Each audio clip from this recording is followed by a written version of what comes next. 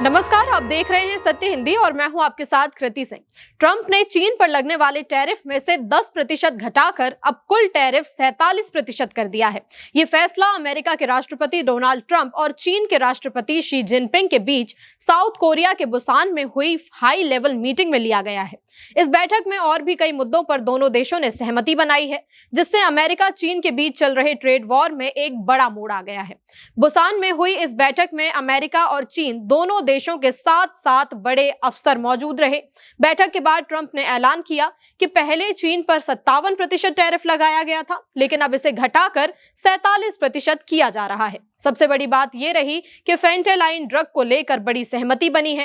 Trump ने बताया कि चीन अब इस ड्रग के उत्पादन और तस्करी पर सख्त कार्रवाई करेगा। इसके बदले में अमेरिका ने चीन से आने वाले कुछ सामानों पर टैक्स घटाने का फैसला किया है। फेंटेलाइन वही ड्रग है जो अमेरिका में नशे की बड़ी वजह मानी जाती है। कृषि व्यापार को लेकर भी राहत की खबर आई है। चीन अब अमेरिकी सोयाबीन की खरीद फिर से शुरू करेगा, जो 2018 के ट्रेड वॉर के समय बंद हो गई थी। इसके अलावा चीन ने रेयर अर्थ मिनरल्स के एक्सपोर्ट पर लगे प्रतिबंध हटाने का वादा किया है। इससे अमेरिकी टेक्नोलॉजी कंपनियों को बड़ी मदद मिलेगी, क्योंकि ये मिनरल्स इलेक्ट्रॉनिक्स और डिफेंस सेक्टर के लिए बहुत जरूरी होते हैं। दोनों देशों ने यह भी तय किया है कि बातचीत आगे भी जारी रहेगी, ताकि एक बड़ा और स्थायी व्यापार समझौता किया जा सके।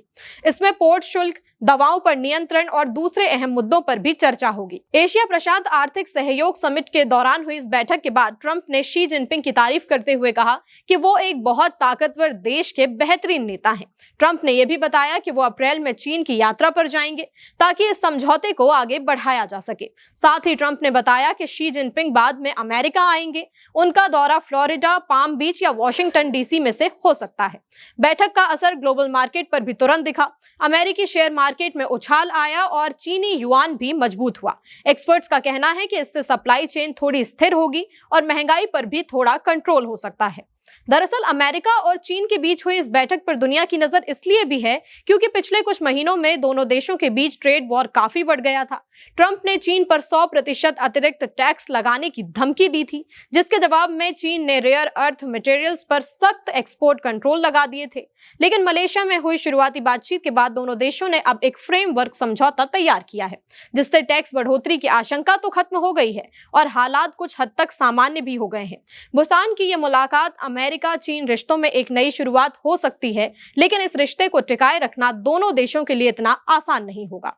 अपनी राय हमें कमेंट में जरूर बताएं। वीडियो पसंद आया तो लाइक और शेयर करें और चैनल को सब्सक्राइब करना ना भूलें। फिलहाल के लिए इतना ही। नमस्कार।